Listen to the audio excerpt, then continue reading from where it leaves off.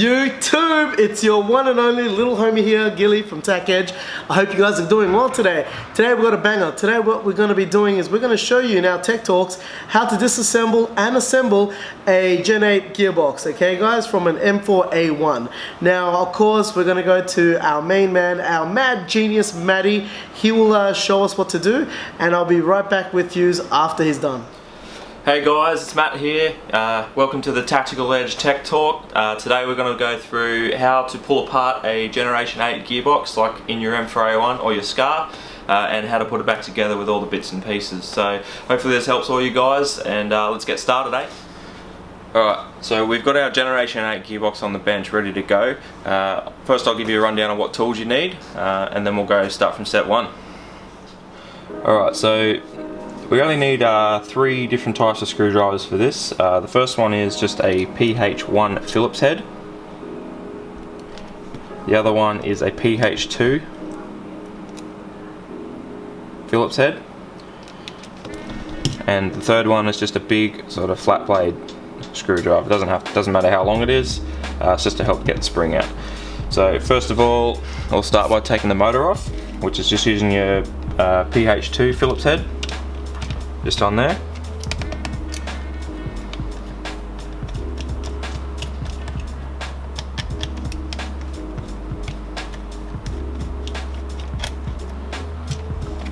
And there is 2 little nuts on the other side. Make sure they don't fall out. And just pull those 2 screws out.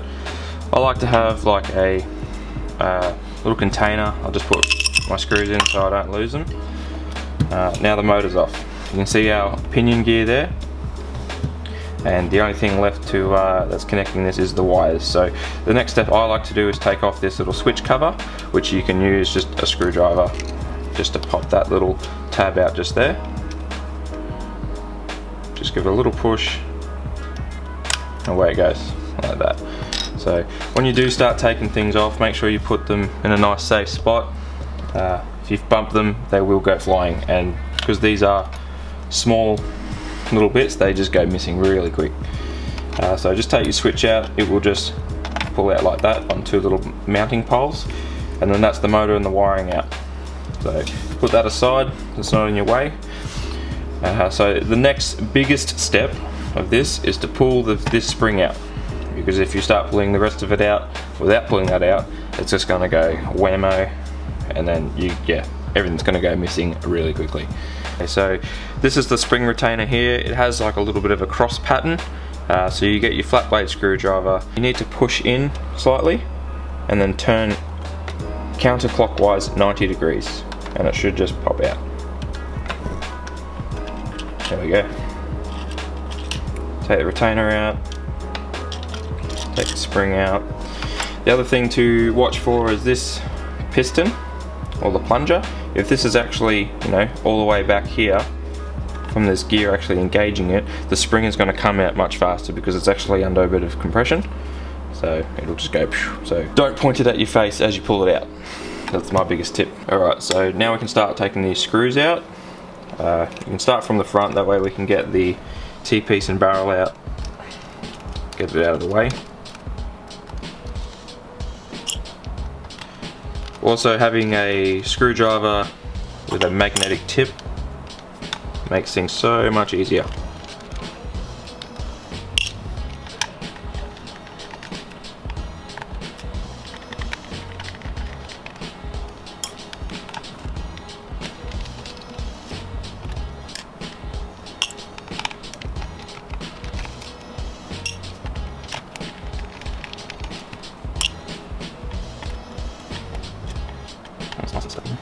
So I'll just take the barrel out like that, and we can actually begin to pull the rest of it out. So I like to sort of hold the bottom half at the back and sort of pull on the top half like that. Same at the bottom here, and then at the front. And it just comes up in half like that. The other thing you have to watch for is there is a little plastic washer just here. Keep that wherever you found it and don't lose it. Alright, so now we have the case completely in 2. all the gears and components sit on the left side of the gearbox, nothing on the right side. The best place to sort of start is you can take the trigger out first, then the sealing system, which is basically the plunger, cylinder head and nozzle. You do have a little spring here, which is the return spring. As you take it apart, it may go pew, but just keep an eye on it. So we'll start with the trigger. You can just pull it up. There is a trigger spring for it there, so don't lose any of it. Next step, take this plunger, cylinder and sort of whole assembly out. You just can grab it either side and sort of a bit of a wriggle and up we go. Just watch that spring, sort of let the tappet plate go with it, and then there we go. So just to give you guys an idea of what these parts are and what they're called, this here is our cylinder, this piece here is the cylinder head, right there is our little nozzle, and this little pull bridge or plate is called the tappet plate, because it will actually, this piece here will get pulled back by this little piece on the gear, therefore it will do that. When it does that, every time it pulls back, one of the gels will actually load up in front of this, allowing it to go in. It will then close because of this spring, and then the air will push out. This is required to create a seal before the piston completes its stroke, then releasing the gel ball. If this breaks, it will only do this very minimally, and it will actually have an air leak in here, and you'll probably find that your gel balls just roll out at like 2 meters. So that can be a common problem if you are drowning your magazines in water from the gels as well, because this is directly above where the mag goes. If the water gets in here, it will more than likely start to corrode this spring, eventually breaking it. So again, put them aside, make sure you don't lose them. I'll actually pull this out like that. There's our O-ring for it. That's a big component to making all this work. You have to have a proper seal inside the cylinder for that to work. And then we've got our gears. So these can be under a little bit of tension only because of this little latch that's on a spring. So I always start with this one here if you're going to pull it out. Like that. Here's your little anti-reverse spring. I'll show you what this does. When it's in with the motor and as it's running, this little spring will just fall into these little notches as the gear spins. But when the motor stops, and if you have tension on the spring, the gear will want to spin backwards, but this little latch will catch the gear and stop the whole assembly or the whole gearbox system from spinning backwards. If this spring breaks, it will actually push this aside, and you'll get like a bit of a winding sound as you let go of the trigger, and that's basically the motor spinning backwards. And then we've only got these 2 gears left. Just pull them out, and then that's it. That's completely disassembled. Alright guys, so this is the gearbox completely apart. So we can start putting it all back together. I can show you guys how each component is meant to sit in there. So we will start with the gears. Like as we disassembled it, we ended with the gears. So we'll start with the gears. So this one in particular, that one's called the spur gear. That's the biggest one. I'll show you where that goes. That goes right there. And then we'll put the sector gear. So this is the gear that will actually pull the piston back by engaging the teeth on that rack. So it's important you put it the right way as well. The way to tell that is you've got a little knob just on one side. Make sure that is pointing to the sky, and then just pop it in like that. Next one, we are going to do the bevel gear. This is the one that does the 90-degree contact with the pinion, but first we have to put the anti-reverse latch on. Alright, so this is the anti-reverse latch. It has two components. It has the latch itself and the spring. When you put the latch in, make sure that this little plastic collar, or this collar of the latch, is pointing up to the top. And then there's your spring. You've actually got a couple 90-degree bends in it. This is how that goes on. So just like that, just so it catches in that like little bend. And then just make sure it stays there. It goes in into this little hole groove, like that, and it will actually do that. So before you put the bevel gear in, you have to make sure that this is sort of like all the way back like that, so it does catch. So you can just hold it with your finger. You can hold it with a screwdriver, whatever's easier. Just make sure it's back there, and then you will place that gear into the bush like that. And then I'll just give it a couple of turns, and you can hear it click like that. And then that's the gears in. Okay, so we will put the piston and cylinder and everything back in now. So take that out. So that's it there. And the return spring, just put it on that little catch there. I like to hold the spring as well as everything else as I put it in, but you sort of have to get the spring to catch on this little pole here first, and then push it all in like that. Because if you try to go everything else first and then pull the spring in, it's a bit harder. It's possible, but it's just a bit harder.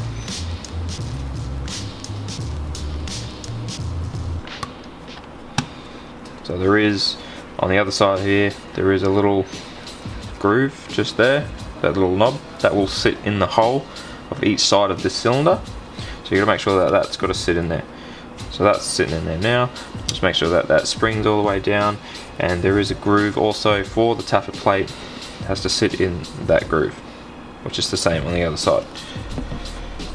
So, and then you can just give it a bit of a push on there, make sure it's doing what it's meant to. Like that. The other thing you have to watch for is this groove on the plunger or the piston.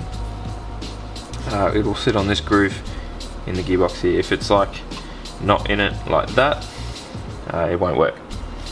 So make sure that that groove sits into that rail, so that way the teeth on the sector gear will actually engage that correctly.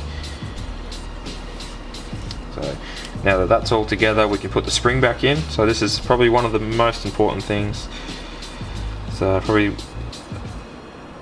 the #1 job we do here at Tactical Edge is to put springs in for people, because they either break them or they want to put a metal trigger in, which we'll cover in another video.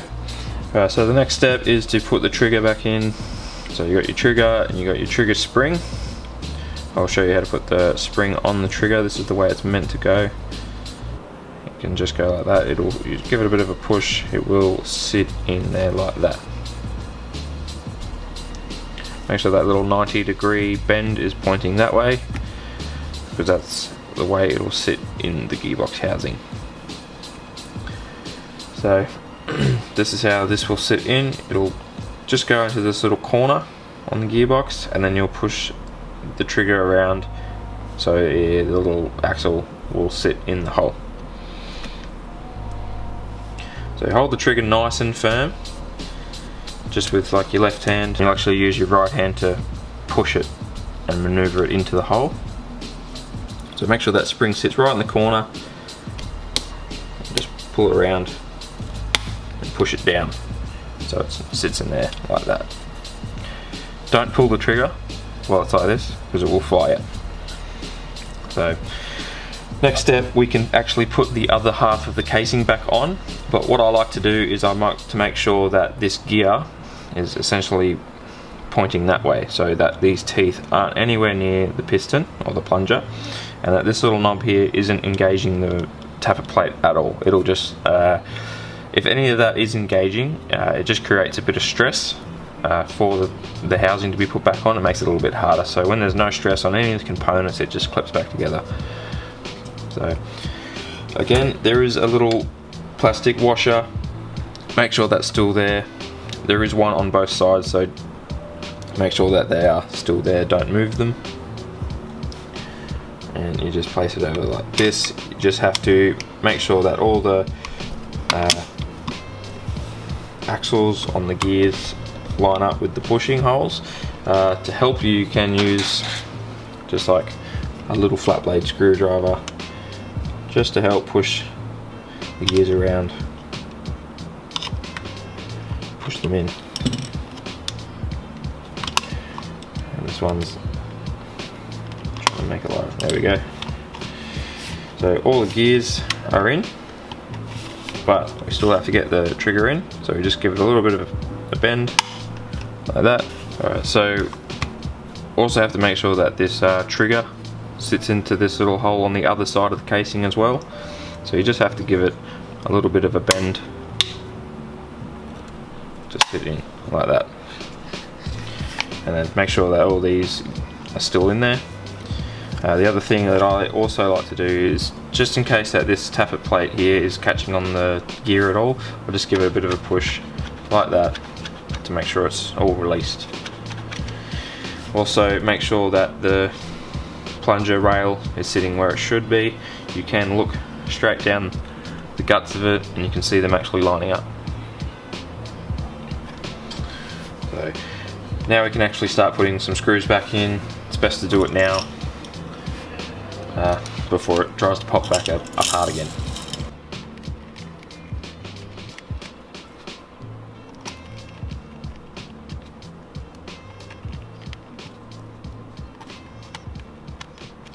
Right, so I have these screws in here but not the ones at the front in. So that's the reason, is because we still need to put the T-piece in by creating this little gap here so we can get it in. So all we have to do is, without sort of allowing anything else to move out of place, I just hold my hand at the back. I will pull it up like this and sort of hold it, and then I just push the T-piece in there like that and then close it. So now we can finish putting all the screws in so that the T-piece is now completely secure. The biggest tip I have for putting these screws in is don't screw too far. So as soon as it'll get a little bit tight, but as soon as it starts to nip up really tight, don't go further than that. You will end up stripping the gearbox plastic, and if you're really good, you'll strip the screw head itself, and that makes it really hard to get out. So just bear that in mind. It is just plastic, so be gentle.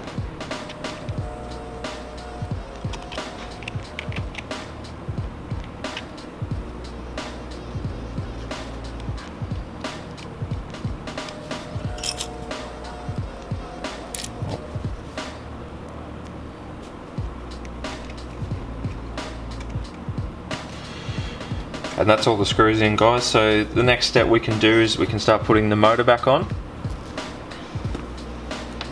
which is right here. So all you have to do is just slide it back into the housing like that, and you can actually see the pinion gear engage the bevel gear like that.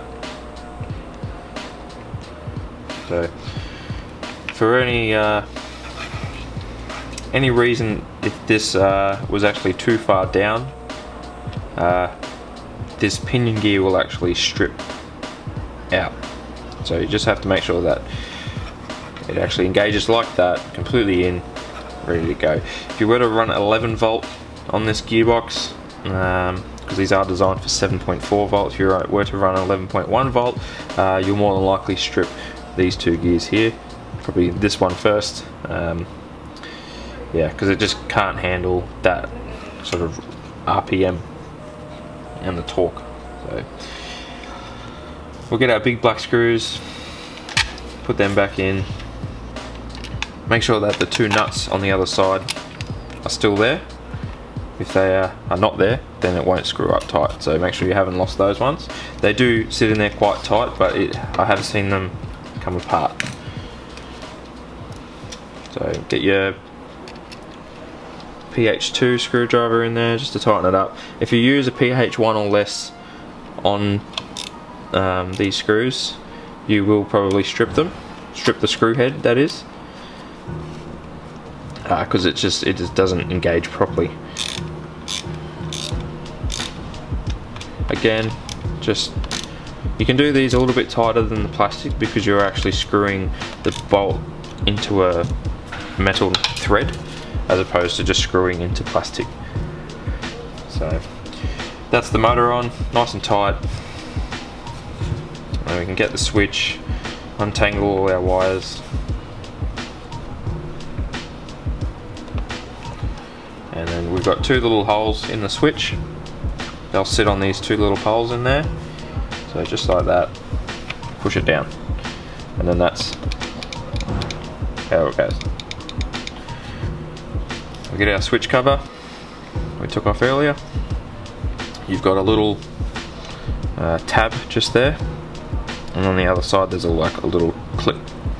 So you'll place the tab into it, just like that, so it sits just inside.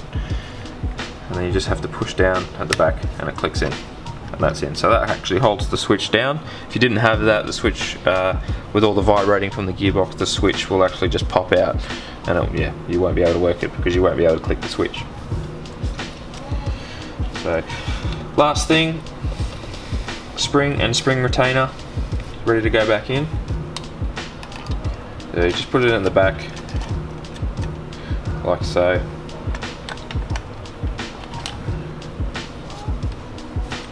Again, you've got two little tabs on the spring retainer. You've got your cross pattern that you'll use your flat base screwdriver with. Just push those little tabs into it like that.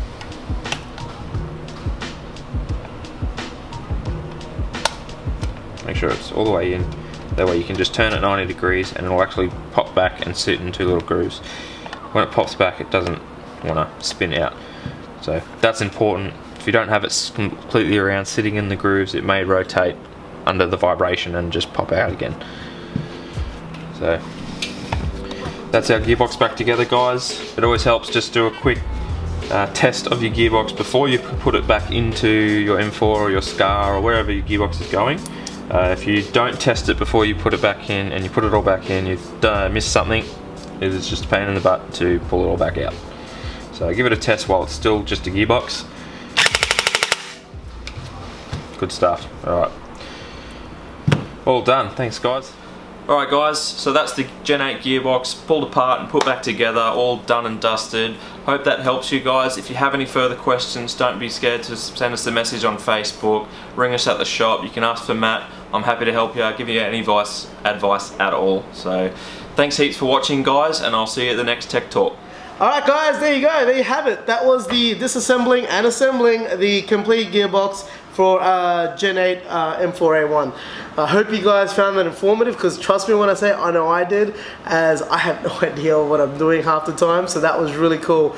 Guys, if you have any sort of requests on certain videos you want to see, write a comment down below, and you know what, we'll do our best to make sure that we can bring that sort of information or that sort of content to you guys. And if you're new to the channel, please subscribe, click that notification bell, and so that way you're always going to be up to date with TechEdge or Gelball related issues with us. Also guys, if you want to smash a like button, please do so, because that would be mostly appreciative if you can. But apart from that, guys, what else but stay fresh, stay blasting, because this is TechEdge, guys, and we bring you nothing but the dope content. Until next time, I say peace, adios, au revoir, sayonara, bye.